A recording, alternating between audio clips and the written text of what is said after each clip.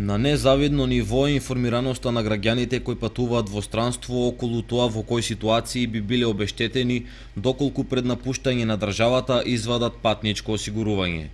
Мал е процентот и на оние на кои целосно им е јасно што всушност представува и што опфаќа оваа полиса. Алергиски реакции предизвикани од убоди од инсекти, скрашеници, повреди здобиени во сообраќај на незгода се само дел од здравствените услуги во странство за кои не треба да се плаќа доколку пред патувањето се извади патничко осигурување. Но медицинските услуги кои се покриени најмногу зависат од тоа кој пакет е изберен. Генерално основното патничко осигурување ги покрива трошоците за итен медицински третман, превоз и сместување во болница, како и итни стоматолошки услуги. Тоа е здравствено патничко осигурување во кој се осигурува сите ненадејни работи што може да му се десат на некој осигуреник во случај да му се слоши да се повреди, да побара некоја лекарска интервенција, а при тоа осигуреникот не може да се врати во татковината, значи со тоа осигурување со полиси е покриено. Постои и опција да се добие оштета за изгубен авионски багаж, но тоа важи само во случај на заминување. Во случај на загубен багаж при враќањето дома, осигуреникот нема право да бара обештетување.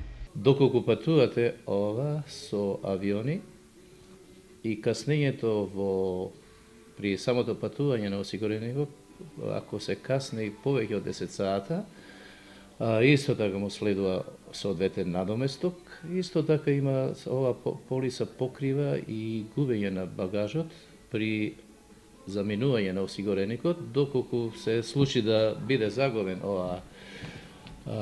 багажот, исто така му се надокнадуваат овие трошоци. Основното осигурување покрива и трошоци од незгода, како и смртен случај кој настанал при некоја незгода, но и за траен и делумен инвалидитет кој настанал во текот на патувањето.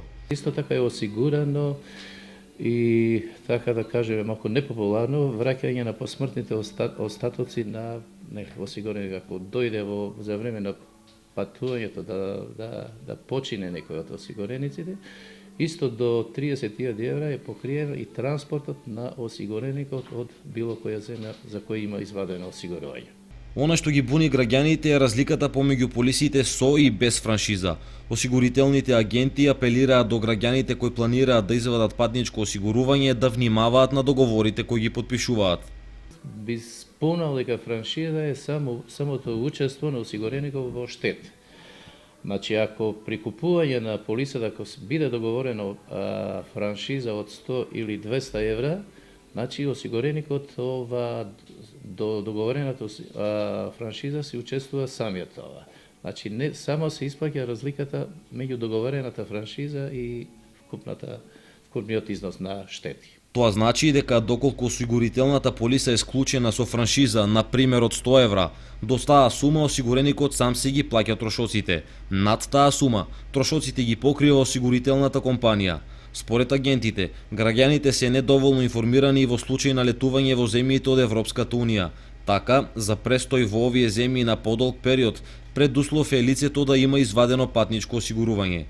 Дел од осигурителните компании нудат и пакет патничко осигурување кое важи само за земји во соседството. Македонците кои летуваат во Албанија, Бугарија, Турција, Хрватска, Црнагора може да добијат итен медицински третман во тамошните болници и да платат исто колку и тамошните граѓани иако немаат патничко осигурување. Ова опција им е на располагање само доколку пред поаѓањето извадиле двојазичен образец за здравствено осигурување издаден од подрачните единици на Фондот за здравствено осигурување на Македонија. Овој образец важи и во земјите со кои фондот има склучено договор, а на листата се 17 земји во Европа. Во моментов помеѓу нив не е Грција. За да го добијат образецот, граѓаните мора да достават потврда од матичниот лекар дека се здрави, а за жените е неопходна и потврда од гинеколог. Потоа треба да добијат мислење од лекарската комисија во фондот, пошто службите им издаваат заверен образец.